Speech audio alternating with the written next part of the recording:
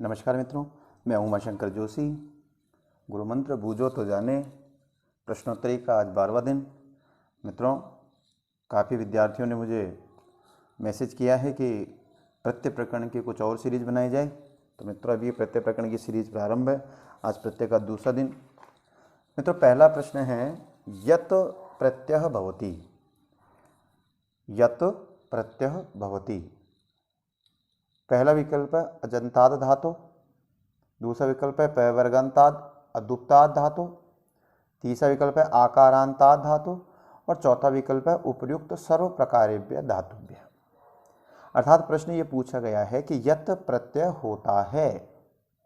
पहले विकल्प में कहा कि अच से अंत होने वाली धातुओं से अजंतात, अच प्लस अंतात से शब्द बनता है अजंतात। धातु का मतलब धातु से, यानी कि अच से अंत होने वाली धातुओं से। पे वर्गांतात अदुप्ताद धातु, यानी पे वर्गांत से, पे वर्ग से तो अंत हो और उसकी उपदा में क्या हो, ए। मित्रों, उपदा से तात्पर्य होता है अलोन्त्यात पूर्व उपदा। अलोन्त्यात पूर्व उपदा अर्थात पे वर्ग से अंत होने वाली धातु हो लेकिन उसकी उपधा में क्या हो, ए हो, ऐसी धातुओं से। तीसरा विकल्प है आकारांताद धातु, अर्थात आ से अंत होने वाली धातुओं से। और चौथा विकल्प है उपयुक्त सर्व प्रकारेभ्य धातुभ्य, अर्थात उपयुक्त सभी प्रकार की धातुओं से। तो मित्रों, पहले तो हमें ये समझना पड़ेगा कि यत प्रत्यय जो होता है ये कृत प्रत्यय है और ये धातु के अंत में जुड़ता है।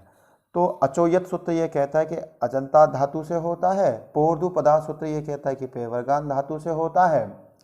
इद्यति में आतों की अनुवृत्ति होती है, इसलिए आकारांत धातुओं से भी यत प्रत्यय होता है। तो हम ये कह सकते हैं कि ये जो यत प्रत्यय है ये उपयुक्त सर्व प्रकारेभ्य धातुभ्य, यानी कि जो तीनों विकल्प हमें बताए गए हैं इन तीनों विकल्पों में सभी प्रकार की धातुओं से होता है।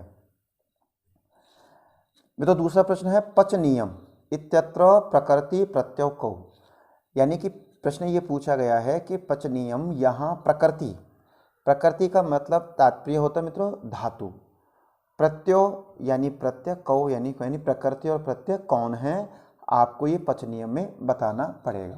मित्रों, पहला विकल्प है पाधन अनियर, दूसरा विकल्प है पचधन अनियन, तीसरा विकल्प है पाधनियम और चौथा विकल्प है पच प्लस अनियर। तो हम ये जानते हैं कि तव्यत तव्या अनियर। कौन सा सूत्र मित्रों, तव्यत तव्या अनियर। एक सूत्र है तव्यत तव्या अनियर, तव्यत तव्य और इसमें अनियर जुड़ता है तो तव्यत तव्या नियर, ऐसा करके एक सूत्र है। मित्रों, तव्यत तव्या अनियर सूत्र ये कहता है कि एक तो तव्यत प्रत्यय और एक तव्य प्रत्यय और एक अनियर प्रत्यय, ये तीन प्रत्यय होते हैं। मित्रों, ये तीनों प्रत्यय योग्य या चाहिए अर्थ में, कौन से अर्थ में, योग्य या चाहिए अर्थ में। और मित्रों ये जो जब प्रत्यय जुड़ते हैं तो या तो वाक्य कौन से वाक्य में होता है, कर्म वाक्य में, या फिर वाक्य कौन से वाक्य में होगा, भाव वाक्य में। अब प्रश्न ये पूछा गया है कि पच नियम शब्द क्या है मित्रों, पच नियम। तो पच नियम में देखो तो यहाँ अनियर का शेष क्या बचता है मित्रों, रे की इत संज्ञा होती है, इत संज्ञा होने के बाद में उसका लोप हो जाता है, शेष क्या बचता है, अनिय।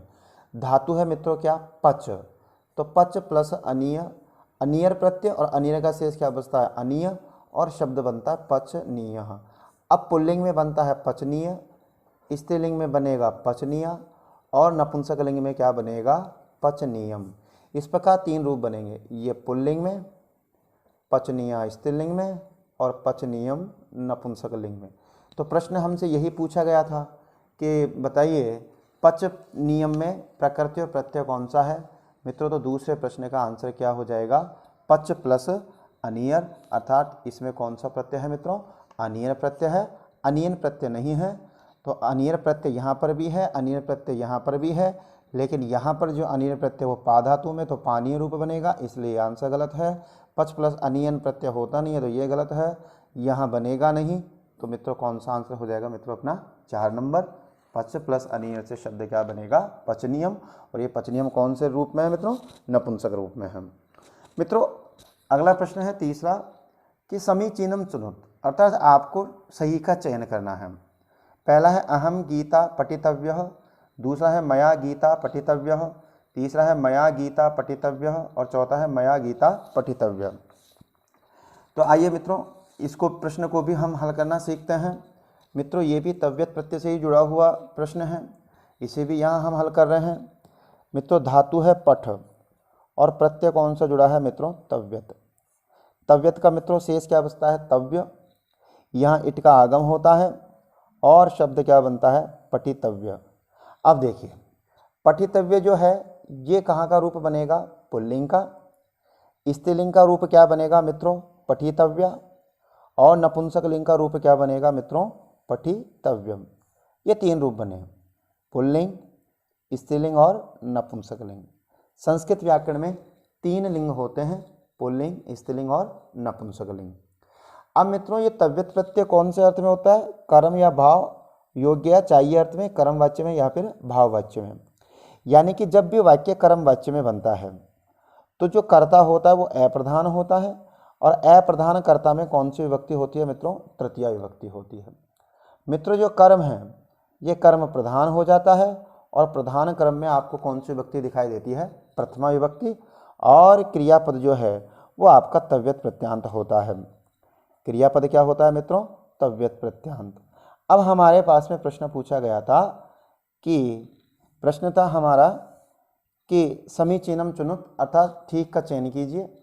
अहम गीता पठितव्य। तो मित्र देखिए हम समझ पा रहे हैं कि यहाँ ये जो कर्ता है ये कर्ता अहम है और अहम प्रथमा में है, और नियम के अनुसार यहाँ कर्ता में कौन सा होना चाहिए था? तृतीया, कर्म में प्रथमा और क्रिया तव्यत प्रत्यांत होती है। तो आइए अब इसको हल कर लेते हैं हम लोग। तो मित्रों ये जो अहम है तो यहाँ पर ये अहम गलत है, गीता कर्म है, गीता प्रथमा में है, पठितव्य ये गलत है, क्योंकि यहाँ क्रिया किसके अनुसार आएगी मित्रों? गीता के अनुसार आएगी, और गीता स्त्रीलिंग है इसलिए पठितव्य पुल्लिंग में है, तो ये क्रियापद भी यहाँ पर गलत है। मित्रों दूसरा विकल्प देखते हैं। मया कर्ता में तृतीया हो चुकी है, मया ठीक है बिल्कुल, गीता ठीक है बिल्कुल। अब यहाँ जो पठितव्य पद है ये पठितव्य पद भी क्या है? गलत है, क्योंकि मित्रों यहाँ पर कर्म कौन से लिंग में है? स्त्रीलिंग में, तो क्रिया भी कौन से लिंग में आनी चाहिए थी? स्त्रीलिंग में। तीसरा विकल्प देखते हैं। तो मित्रों मया बिल्कुल ठीक है, गीता बिल्कुल ठीक है, लेकिन पठितव्य तो ये विकल्प भी पुनरावृत्ति हुई है, इसलिए ये वाला आंसर भी अपना गलत है। मित्रों चौथा विकल्प है मया गीता पठितव्या। तो यहाँ कर्ता में तृतीया है, गीता कर्म प्रथमा में है, और गीता के अनुसार ही क्या है मित्रों? क्रियापद आया है, इसलिए इस तीसरे प्रश्न का आंसर क्या होगा समीचीनम चुनुत में कि मया गीता पठितव्या। क्या होगा मित्रों? मया गीता पठितव्या। आइए मित्रों आज के चौथे प्रश्न की ओर अग्रसर होते हैं। मित्रों चौथा प्रश्न है आज का कि सीता स्नानम कृत्वा देवालयम गच्छति, यानी कि सीता स्नान करके देवालय को जाती है। कहाँ जाती है? देवालय। रेखांकित पद है, तो देखिए रेखांकित पद क्या हो रहा है? कृत्वा। धातु प्रत्यय स्तः, अर्थात धातुर प्रत्यय कौन से हैं ये हमको छांटना है। तो मित्रों यहाँ कत्वा प्रत्यांत शब्द है। कौन सा प्रत्यांत शब्द है? कत्वा प्रत्यांत। तो कत्वा का शेष क्या बचता है मित्रों? त्वा शेष बचता है। यहाँ कै की संज्ञा होती है इसलिए कित है, और कित होने के कारण इसमें गुण वृद्धि होती नहीं है, यानी कि धातु में त्वा ऐसे के ऐसे जुड़ता है। तो यहाँ धातु क्या दिखाई दे रही है आपको? क्री, और प्रत्यय क्या है? कत्वा। तो देखिए क्री प्लस कत्वा पहला विकल्प अपना गलत है, क्री प्लस तुमुन ये गलत है, तीसरा विकल्प क्री प्लस कत्वा ये आंसर अपना सही है, और चौथा विकल्प है क्री प्लस लेप, तो ये विकल्प अपना गलत है। तो इसलिए चौथे प्रश्न का आंसर क्या होगा मित्रों? 3 नंबर, क्योंकि कत्वा प्रत्यांत में त्वा शेष बचता है, और त्वा शेष में धातु के साथ ये जुड़ जाता है। कित होने के, यानी यहाँ पर कै की संज्ञा हुई है, तो कित होने के कारण यहाँ पर गुण वृद्धि नहीं हुई है। मित्रों आज का अंतिम प्रश्न है आहार इत्यस्मिन् पदे प्रकृति प्रत्ययस्तः, यानी कि एक शब्द दिया गया है आहार, इसमें इस पद में प्रकृति और प्रत्यय हैं। बताइए कौन से प्रकृति और प्रत्यय हैं? तो यहाँ देखिए आ उपसर्ग है, सब में आ उपसर्ग। पहले विकल्प में हमने देखा आ उपसर्ग, दूसरे विकल्प में हमने देखा आ उपसर्ग, तीसरे विकल्प में हम देख रहे हैं आ उपसर्ग, चौथे विकल्प में। यानी एक बात तो कन्फर्म हो गई कि यहाँ पर आ क्या है? उपसर्ग है। मित्रों दूसरा विकल्प देते हैं ह्री धातु, ह्री धातु, ह्री धातु, ह्री धातु, यानी कि यहाँ ये भी कन्फर्म हो गया कि यहाँ पर धातु भी क्या है मित्रों, री धातु है। मुख्य बात अब हमको ये छांटनी है कि यहाँ पर प्रत्यय कौन सा है। तो मित्रों यहाँ पर जो प्रत्यय है वो अण प्रत्यय नहीं है, क्योंकि अणउल, कत और घे ये 4 प्रत्यय हैं। इन 4 प्रत्ययों में न तो यहाँ पर अण प्रत्यय है, न यहाँ पर अणउल प्रत्यय है, न यहाँ पर कत प्रत्यय। यहाँ पर कौन सा प्रत्यय मित्रों, घे प्रत्यय है। तो आइए इस घे प्रत्यय से बनने वाले शब्द की हम चर्चा करते हैं कि घे प्रत्यय से शब्द कैसे बनता है। तो मित्रों उपसर्ग क्या है यहाँ पर, आ, धातु क्या है मित्रों यहाँ पर, ह्री, और प्रत्यय क्या है मित्रों यहाँ पर, घे। मित्रों घे प्रत्यय में ये जो घे और ये हैं इनकी इत संज्ञा होती है और अनुबंध लोप करने पर शेष क्या बचता है, अशेष बचता है। यानी कि आपकी स्थिति बनी आ, ह्री, धन, घे। क्योंकि ये जो घे प्रत्यय है ये भाव सूत्र से भाव अर्थ में होता है और ये हमेशा कौन से लिंग में बनता है, पुल्लिंग में बनता है। अब स्थिति बन गई आपकी हा, आ, धन, ह्री, धन, ए। मित्रों अचोनिणति एक सूत्र है। अचोनिणति ये सूत्र ये कहता है कि जहाँ पर ये ण की इत संज्ञा होती है वहाँ अच को यानी कि धातु के अंतिम स्वर को क्या होती है मित्रों, वृद्धि होती है। क्या होती है, वृद्धि। यानी कि आ उपसर्ग में ये जो ह्री धातु है, ह्री में स्वर कौन सा है, री, आगे है ए। तो मित्रों ये जो री है अचोनिणति सूत्र से इस री को वृद्धि क्या हो जाएगी, आर। अब जब हम अब जब मित्रों इनका हम वर्ण सम्मेलन करते हैं तो शब्द बनता है हमारा आहार, और पुल्लिंग में होने के कारण शब्द क्या बनेगा आपका, आहारः।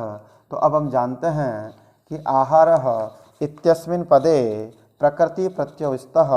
तो इस प्रश्न का आंसर क्या होगा मित्रों, 4 नंबर होगा और इसमें प्रत्यय कौन सा होगा, घे प्रत्यय होगा। आशा है आज का वीडियो भी आपको बहुत अच्छा लगा होगा। अगर आपको ये वीडियो अच्छे लगते हैं तो आप इसे लाइक और शेयर करना ना भूलें, और जिन लोगों ने मेरा चैनल अभी तक सब्सक्राइब नहीं किया है कृपया वो इसे सब्सक्राइब करें। जयतु संस्कृतम, जयतु भारतम।